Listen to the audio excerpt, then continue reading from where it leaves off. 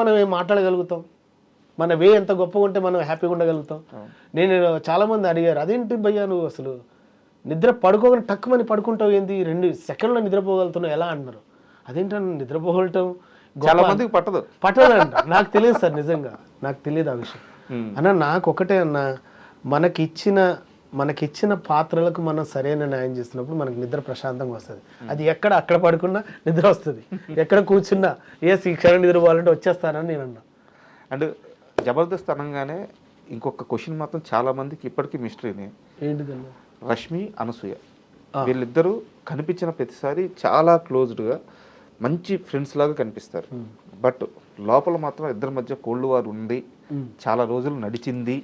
ఒకానొక టైంలో ఇద్దరు ఒకరితో ఒకరు మాట్లాడుకోలేదు. ఓకే, ఇవన్నీ వినిపిస్తున్నాయి. ఓకే, నిజమా అబద్ధం అన్న? అది మనకు తెలియదు అన్న, ఎందుకంటే వాళ్ళిద్దరి మధ్యలో ఉన్న కాంపిటీషన్ మనకు తెలియదు, వాళ్ళిద్దరి మధ్యన ఇబ్బందులు కూడా మనకు తెలియదు ఏంటి.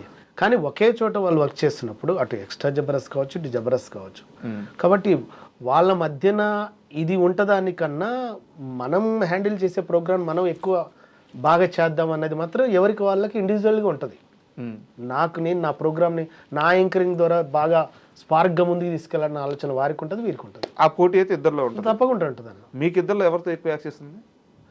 నేను ఫస్ట్ అనసూయ గారు ఉన్నారు, తర్వాత రష్మి గారు వచ్చారు. ఫస్ట్ అనసూయ గారితో మాట్లాడినప్పుడు నేను ప్రోగ్రామ్ చేశాను, రష్మి గారితో కూడా చేశాను. ఎలా ఉంటారు అనసూయ గారు? ఓకే సార్, వాళ్ళు చెప్తున్నా కదా సార్, నేను ఎవరి దగ్గరికి పోయి సార్ మేడం అది ఏమి ఉండదు సార్, తెలుసు. వాళ్ళు చాలా మంచిగా ఉంటారు సార్, మంచిగా మాట్లాడతారు, వాళ్ళు చేస్తారు సార్.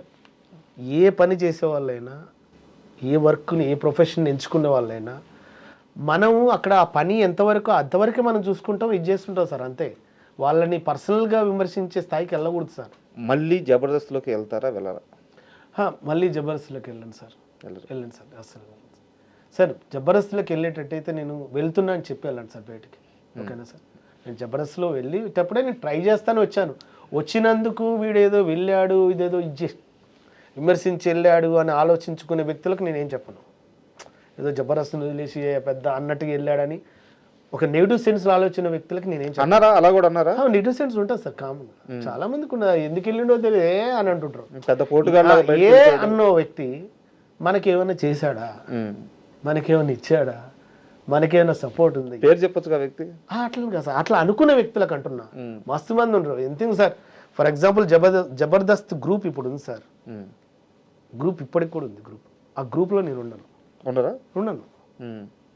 అంటే గ్రూపు లేనేంది అన్న సెన్స్ చెప్తారు, జనరల్గా చెప్తున్నాను. అంటే ఉండరా అంటే మిమ్మల్ని యాడ్ చేయలేరా, మీరు బయటకు వచ్చేసారు? బేట్ల గ్రూప్లో అసలు నేను ఉన్నాను, యాడ్ చేశారా చేయలేదని కూడా నేను చెప్పను. ఫర్ ఎగ్జాంపుల్ చెప్తాను. అంటే ఏంది భయ్యా మీరు ఇలా మాట్లాడుతారంటే, నేను చెప్పేది వాస్తవం చెప్పి నేను ఇది చేయనా, దాన్ని ఏమైనా ఇది చేసుకుందామా? కాదు కదా. అందరం ఒకటే టీం, అందరం ఒకటే ఎదగాలనుకుని వచ్చిన వాళ్ళే, అందరం ఇంట్లో బాయ్ చెప్పి వెళ్తున్నామని వచ్చిన వాళ్ళే. అందరూ ఎవరి లైఫ్ వాళ్ళకు ఉంటుంది కదా. మీకు వీలైతే ఒక సపోర్ట్ చేయండి, అంతేగాని ఎదుటి వాళ్ళని విమర్శించకండి అనే చెప్తున్నా స్ట్రైట్గా. అలాగని నా లైఫే గొప్ప అనుకోకండి, మీతో పాటు మీ పక్కనున్న ప్రతి కుటుంబం కూడా ఇంపార్టెంట్ అన్న విషయం ఆలోచించండి దయచేసి, ఓకేనా? అంతే. ఓకే రాము గారు, చాలా థ్యాంక్ యూ. ఎందుకంటే చాలా రోజుల నుంచి మిమ్మల్ని ఇంటర్వ్యూ చేయాలనుకుంటా ఉన్నాను, మొత్తానికి టైం ఇచ్చారు, చాలా విషయాలు చెప్పారు. ఇకపై మీరు ఏదైతే కోరుకుంటున్నారో ఆ పాత్ర సూపర్ సక్సెస్ అవ్వాలని మనస్ఫూర్తిగా కోరుకుంటున్నాను. Thank you sir, thank you so much.